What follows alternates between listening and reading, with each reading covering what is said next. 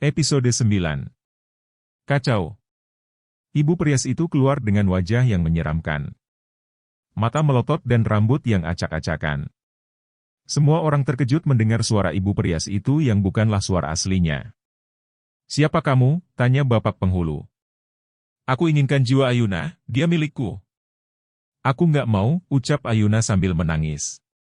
"Kita ini berbeda alam, jangan mengganggu bangsa kami jika kamu tidak ingin kami hancurkan. Pergi dari sini, keluar dari tubuh ibu itu," perintah Pak Penghulu. "Tidak akan. Ayuna harus ikut denganku. Kalau tidak ibu ini akan mati." Ayuna bersembunyi di balik badan suaminya dengan badan gemetaran. Sementara Adnan dan yang lainnya membaca doa untuk mengusir makhluk halus itu. Terdengar suara teriakan dari makhluk halus itu. "Ah!" Hentikan, ibu perias meronta-ronta sambil menutup kedua telinganya. Seketika dia mengibaskan tangannya. Membuat semua orang yang ada di ruangan terpental ke segala arah. Ayuna terjatuh membentur dinding. Saat dia akan bangun, ibu perias itu sudah berdiri di depannya dengan senyum menyeringai tajam. Ayuna menggeleng tidak percaya. Dia membaca ayat kursi dengan sebisa mungkin karena lidahnya yang keluh akibat ketakutan. Ayuna perlahan-lahan berdiri sambil bersandar di dinding. Sedang ibu perias itu sudah berada di depannya dengan jarak yang sangat dekat. Membuat Ayuna menahan nafas dan memejamkan matanya. Sambil memalingkan wajahnya. Bibir Ayuna terus merapalkan doa, sampai di akhir bacaannya Ayuna mendorong tubuh ibu perias itu dengan sisa-sisa kekuatan dan keberaniannya. "Allahu Akbar," teriak Ayuna. Tubuh ibu perias itu terhempas ke belakang. Adnan dan Pak Penghulu beserta yang lainnya segera memegang tubuh ibu itu. Adnan memegang kepala sang ibu perias dengan terus merapalkan doa-doa. Begitupun dengan yang lainnya, mereka mengunci pergerakan ibu perias itu sambil terus merapalkan doa agar makhluk yang ada di dalam tubuh ibu itu keluar. Si ibu perias itu terus berteriak, dia mencoba memberontak tetapi tidak bisa sampai akhirnya dia berteriak histeris dan panjang lalu membusungkan dadanya ke atas dengan mata yang melotot. Sedetik kemudian ibu itu tak sadarkan diri.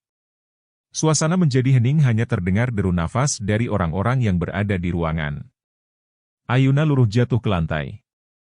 Sementara Pak Penghulu dan lainnya mengangkat tubuh ibu itu dan dibaringkannya di atas sofa. Adnan berlari menghampiri Ayuna. "Kamu tidak apa-apa?" Ayuna hanya bisa menggeleng pelan, bibirnya masih keluh untuk menjawab. 5 menit kemudian ibu itu akhirnya sadarkan diri. "Ibu tidak apa-apa?" tanya Adnan. "Tidak apa-apa, hanya saja badan saya sakit semua." "Apa yang terjadi dengan saya?" tanya ibu itu dengan suaranya yang lemah. "Ibu tadi habis kerasukan. Tapi alhamdulillah kami sudah berhasil mengeluarkan makhluk yang sempat masuk ke tubuh ibu," jawab Adnan.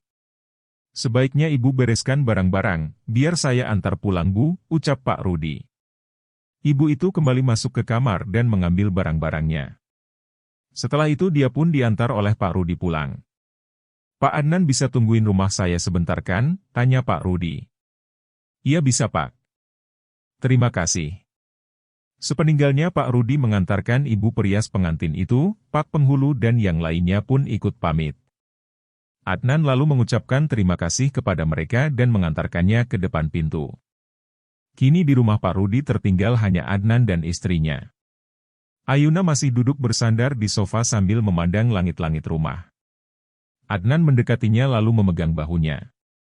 "Jangan melamun, itu akan membuat mereka mudah memasukimu." Ayuna tidak menanggapinya, dia tetap memandang ke atas langit-langit. Adnan mengguncang bahu Ayuna cukup keras. "Ayuna, sudah aku katakan jangan melamun." Bukannya sadar, tiba-tiba tangan Ayuna mencekik leher Adnan. Bola mata Ayunan berubah putih tanpa hitam. Cekikan Ayuna cukup kuat. Membuat Dokter Adnan kesusahan untuk melepaskannya. Ayuna mencekik Dokter Adnan sampai laki-laki itu terbaring di sofa sedang dia berada di posisi atas Dokter Adnan. Tiba-tiba tubuh Ayuna terhempas ketika sebuah sinar datang dan menyilaukan wajahnya. Adnan segera bangkit dan menghirup udara, dia mencoba mengembalikan nafasnya. Ketika Adnan mulai sadar sepenuhnya, dia kemudian melangkah mendekati Ayuna yang sedang meringis kesakitan karena terbentur tembok. Adnan memegang kepala Ayuna sembari membacakan doa. Wanita itu berteriak meronta-ronta sampai akhirnya dia pun jatuh pingsan. Ketika Ayuna pingsan, Adnan segera menggendongnya dan membaringkannya di sofa. Dia lalu mencari minyak angin di kotak obat yang tertempel di dinding. Ayuna kemudian menggeliat dan membuka matanya perlahan. Dia merasakan sakit seluruh badannya. Saat dia akan bangun dari baringnya, Ayuna merasakan perutnya seperti diobok-obok. "Dok, aku mau muntah," ucap Ayuna sambil menutup mulutnya dengan tangannya. Seketika itu juga Ayuna berdiri dan berlari ke kamar mandi. Sesampainya di kamar mandi dia memuntahkan seluruh isi perutnya. Adnan mengikutinya dan masuk ke kamar mandi, dia lalu memijat belakang leher Ayuna. Gadis itu lalu mencuci mukanya agar rasa mual itu hilang. "Gimana, masih mual?" tanya Adnan. Ayuna hanya mengangguk lemah. "Leherku sakit sekali," keluh Ayuna sembari memegang lehernya. "Kalau begitu kamu duduk dulu di ruang tengah ya, aku ambilkan air hangat dulu." "Tidak, aku tidak mau sendiri, aku ikut. Aku takut kemasukan lagi." Adnan pun mengangguk lalu mereka melangkah ke dapur untuk mengambil air hangat. Ayuna meminum air hangat itu sampai habis. "Jangan suka melamun kalau lagi sendiri. Kuntilanak itu menginginkan jiwamu. Beruntung tadi dia tidak langsung mengambilmu." "Lia, tadi aku mau ikut dokter ke depan. Tiba-tiba kakiku berat sekali melangkah, terus belakangku terasa berat. Setelah itu aku nggak ingat apa-apa lagi. Kenapa makhluk itu menginginkan aku? Seperti yang aku bilang, karena kamu satu-satunya orang selamat dari Jalan Wintara itu. Jadi, mereka akan terus mendatangimu untuk berusaha mengambil jiwamu. Tapi kamu tenang, jiwamu sudah terikat dengan jiwaku. Jadi, makhluk itu tidak semudah itu mengambil jiwamu." Selang 1 jam, sepertinya Ayuna telah kembali 100% pulih sadar. Ayuna menghela nafas berat. Dia lalu merenggangkan otot-ototnya. "Aku lelah sekali, aku ingin istirahat tapi aku takut. Kalau kamu mau istirahat biar aku temani. Sekarang kan kita sudah suami istri jadi kemana-mana pun sudah tidak apa-apa. Bahkan satu ranjang pun sudah tidak mengapa, ya kan? Tapi nggak usah berpikiran aneh ya," ucap Ayuna.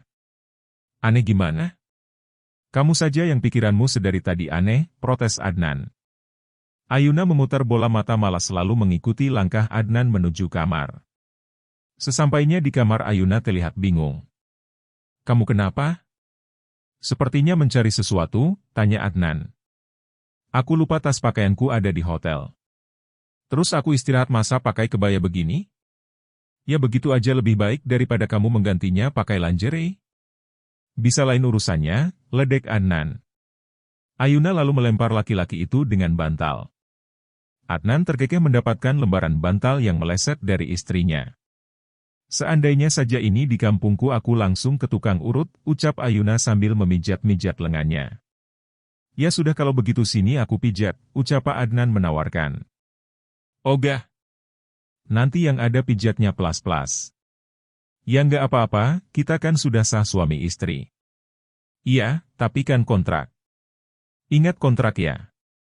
Jadi jangan harap lebih." "Yuna, kamu tahu nggak sebenarnya apa yang kita lakukan ini salah?" "Salah apanya?" "Sebenarnya kita itu tidak boleh mempermainkan sebuah pernikahan. Pernikahan itu adalah ibadah yang panjang untuk menuju surga. Jadi kita itu sebenarnya tidak boleh mempermainkan ibadah." "Terus maksud dokter? Kalau sudah tahu kita lakukan ini salah kenapa tidak bilang dari awal? Kenapa dokter tidak menolak? Bahkan dokter yang menawarkan kerjasama ini."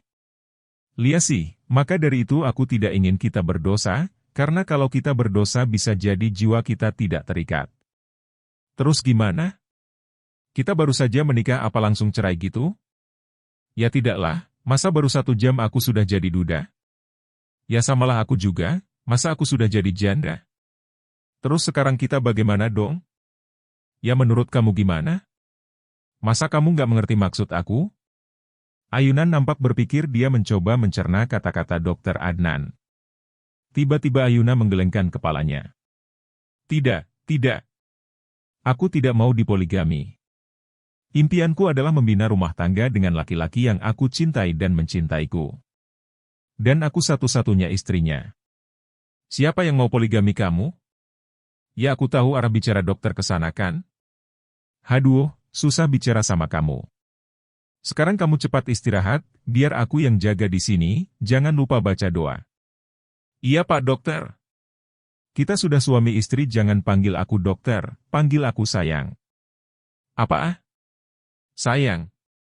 Lia, sayang, Hubi, Kanda atau Abang. Duh seketika aku mual, keluh Ayuna. Awas ya, sebentar kemasukan kuntilanak lagi kubiarkan saja. Suami durjana. Kamu bilang apa? Tanya Adnan dengan memicingkan matanya. Suami jahat, durjana, egois, ucap Ayuna tertawa lalu menjulurkan lidahnya meledek Adnan. Terlihat Adnan menggulung kedua lengan bajunya lalu melompat ke tempat tidur. Rasakan ini, ucap Dokter Adnan melancarkan aksinya. Dokter Adnan, teriak Ayuna. Bersambung.